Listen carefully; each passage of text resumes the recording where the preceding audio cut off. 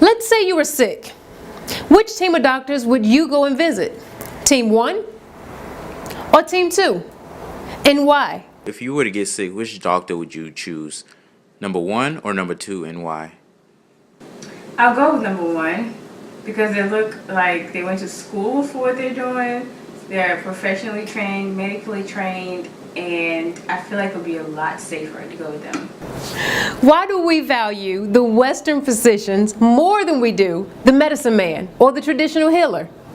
The answer just may lie in what you were taught or what you wasn't taught.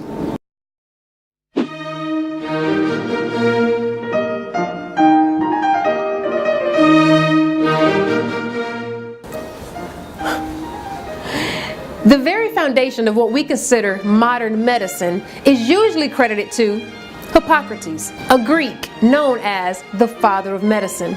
In many hospitals and healthcare facilities, there are statues and buildings named after Hippocrates. But this Greek is actually not the father of medicine. Hippocrates studied the medical traditions of the Kemetic ancient Egyptians. He studied in Hotep. Who was in Hotep?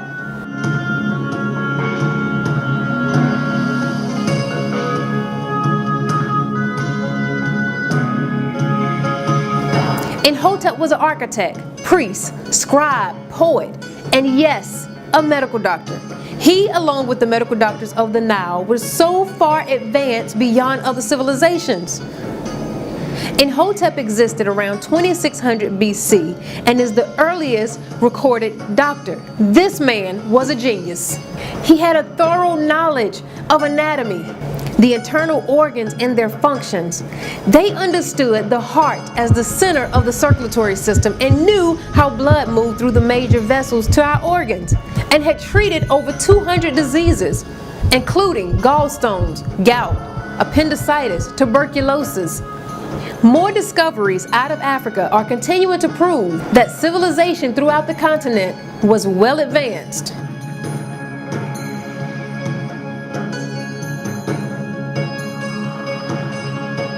But it wasn't just Kemet. Ancient Egypt, people from the Bantu to the Kushites to the Zulu understood medicine and have contributed greatly to what we call modern medicine. For example, the Mono people in present-day Liberia would practice quarantine for patients with communicable diseases like smallpox. They would be confined and treated with the anti-itch salve to reduce cuts leading to infection.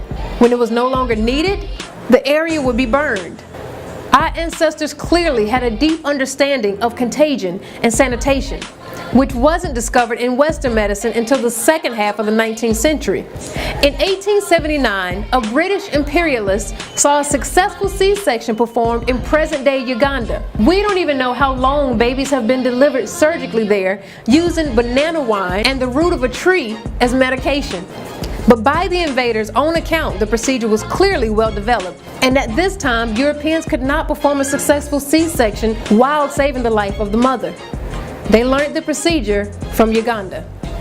And the Zulu warriors? The Zulu warriors, when fighting the British invaders, were backed by excellent medicine men. You wouldn't think so looking at the warrior with his skulls and such. But, school them, Credo.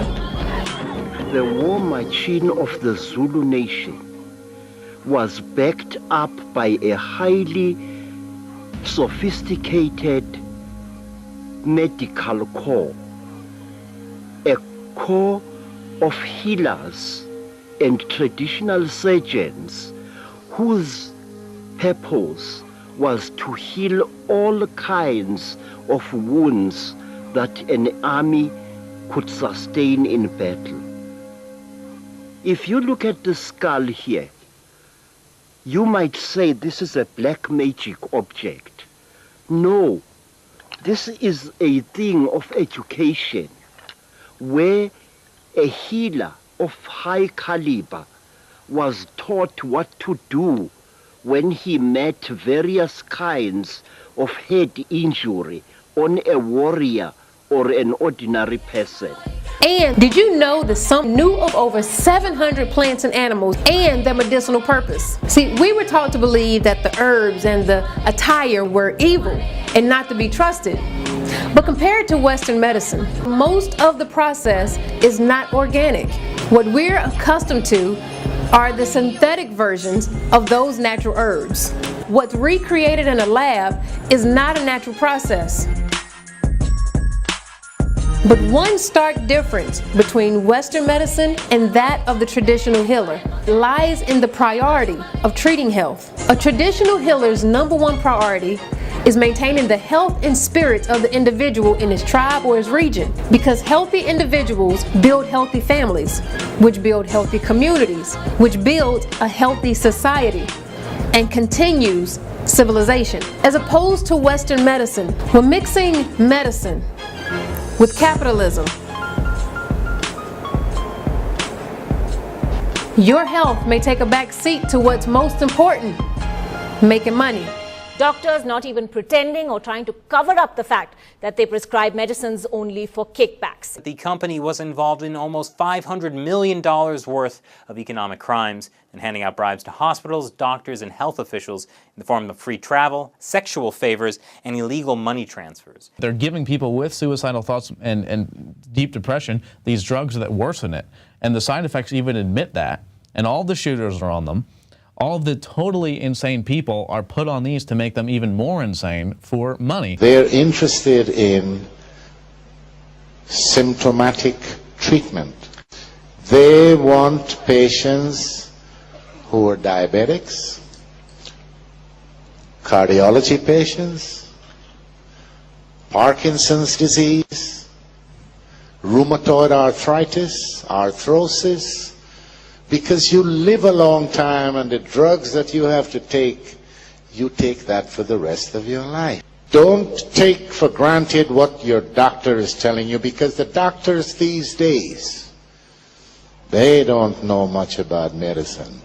The doctors don't get information from anywhere else except the pharma industry. And what's often neglected is what the traditional medicine man gives: herbal and holistic treatment for our mind, body, and spirit. Africans throughout various colonized countries were prohibited from practicing cultural, spiritual, and healing customs that kept our civilization alive and thriving for over 200,000 years. Through generations of demonizing this way of life and culture, sadly today, we no longer value the wisdom of our ancestors.